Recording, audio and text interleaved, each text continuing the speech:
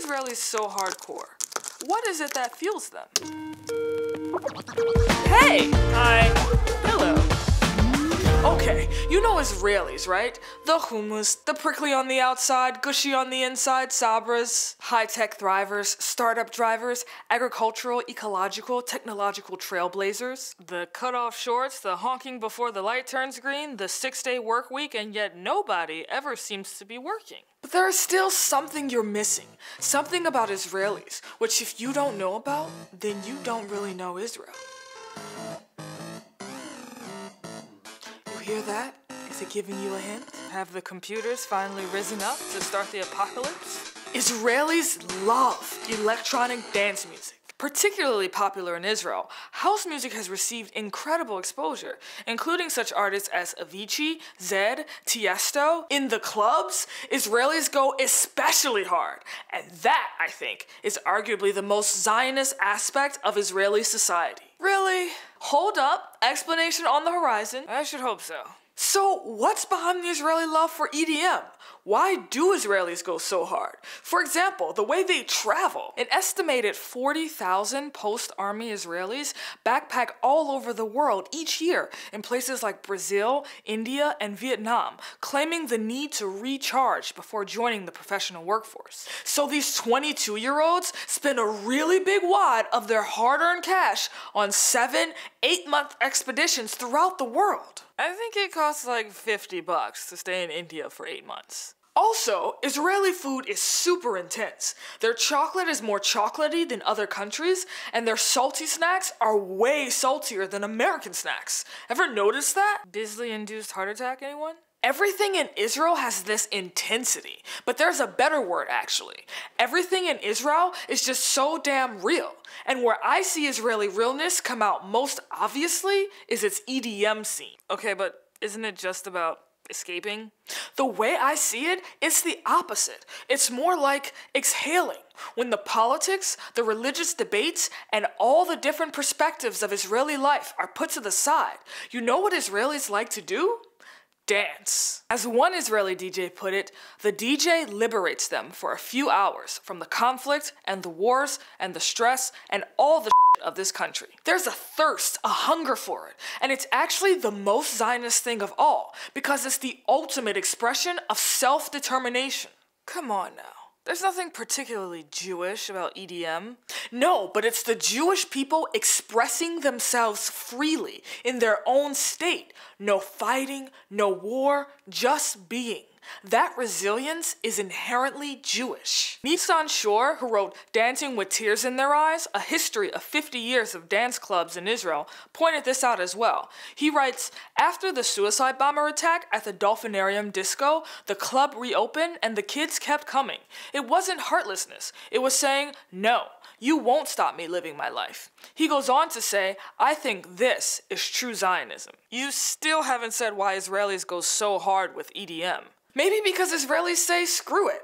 Our ancestors sacrificed so much. After 70 years of statehood, wars, and hostility, it's time to let loose. Maybe it's because Israelis are not scared of their surrounding countries anymore, and they feel secure and ready to just rock out. Or maybe it's because party now is a lot more fun than peace now. The evolution of EDM in Israel can be traced back to the late 80s, when Israelis started traveling after military service and happened upon Goa, India. As mentioned, India is way cheap. And it was after backpacking in Goa where some future Israeli DJs discovered moon parties, where the full moon party is an all-night beach party that originated on the island of Koh Phangan, Thailand, on the night of, before, or after every full moon, packed with an eclectic collection of electronic and non-electronic dance music. And an eclectic collection of alcohol and drugs. So now, psychedelic electronica infused with Chicago house,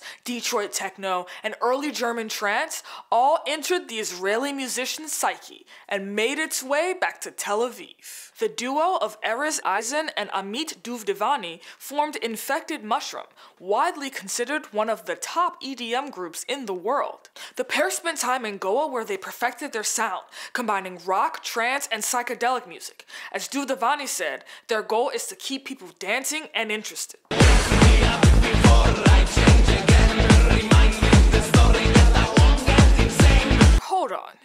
it sound like Israel is some EDM paradise. Okay, it wasn't always fun and games. Oftentimes, things would get out of hand. In 1997, an Israeli festival called Lucky Dance was interrupted by police, even though some 30,000 people were in attendance. Some DJs entering the country found themselves being hassled by airport security, and sometimes even deported. Also, terrorism in the 90s and early 2000s gave the EDM scene some trouble. But in many ways, the EDM scene in Israel is a direct response to the fragility of life felt all too keenly by Israelis. With bombings happening on a regular basis, it was either hide under the covers or raise your head up high, despite it all. Talk about life being too short. Exactly. So it was and still is super important to party hard and take in as much life as you can while you can. And maybe that's the real reason for why there's so much hype for EDM scenes in Israeli society. Speaking personally, why does dance matter to me? Because it's really about the feeling of vulnerability, of authenticity, of identity, of the ability to express myself freely. According to research professor and public speaker Brené Brown, true belonging only happens when we present our authentic, imperfect selves to the world. Our sense of belonging can never be greater than our level of self-acceptance. And for me, and I think many Israelis, it's about wanting to be in a space where I can allow myself to be vulnerable, where I can be in front of people and dance like crazy without being afraid of being judged. Dr. Brown also says vulnerability sounds like truth and feels like courage. Truth and courage aren't always comfortable, but they're never weakness. Remember moving to Brooklyn at 21? Yikes. Insecure, terrified. I had lived in New Orleans all my life. I hadn't left my parents' house until then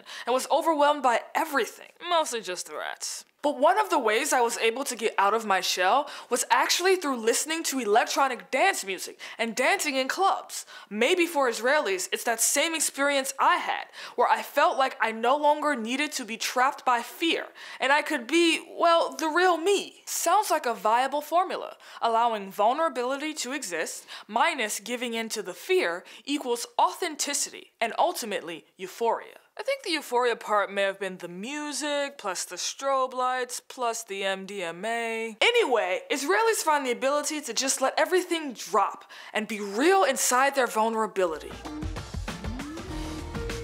Maybe we can learn a better way to find our center from Israelis and their EDM scene. Might this be the end goal of Zionism?